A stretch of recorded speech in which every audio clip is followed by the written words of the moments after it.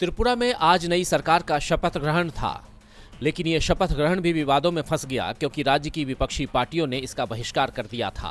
कांग्रेस और वाम दलों का आरोप है कि चुनाव नतीजों के बाद उनके कैडर को निशाना बनाया जा रहा है। विपक्ष के बहिष्कार के बीच अगरतला के स्वामी विवेकानंद मैदान में माणिक साहा ने लगातार दूसरी बार सीएम पद की शपथ ले ली। सीएम माणिक साहा के बाद उनकी कैबिनेट के 9 मंत्रियों ने भी शपथ ली, जिसमें से 8 मंत्री बीजेपी के और 1 उसकी सहयोगी आईपीएफटी का है। शपथ ग्रहण कार्यक्रम में प्रधानमंत्री नरेंद्र मोदी और केंद्रीय गृह मंत्री अमित शाह भी मौजूद रहे।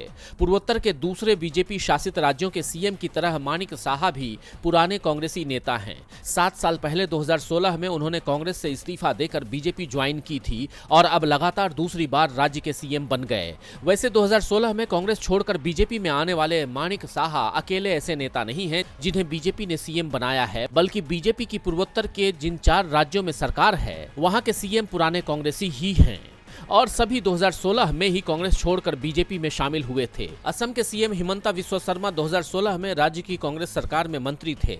उन्होंने 2016 में कांग्रेस छोड़ी और बीजेपी में शामिल हो गए। 2017 में वो बीजेपी की टिकट पर चुनाव जीते और असम सरकार में मंत्री बने।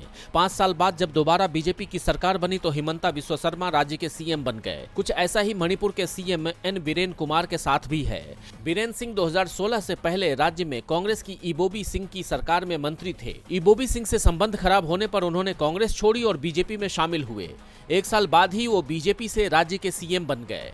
पूर्वोत्तर के चौथे सीएम पेमा खांडू के नेतृत्व में अरुणाचल प्रदेश में 2015 का चुनाव ही कांग्रेस ने लड़ा था। 17 जुलाई 2015 को पेमा खांडू ने कांग्रेस विधायक के रूप में सीएम पद की शपथ ली, लेकिन 1 साल बाद ही 33 विधायकों के साथ वो बीजेपी में शामिल हो गए और बीजेपी के सीएम हो गए।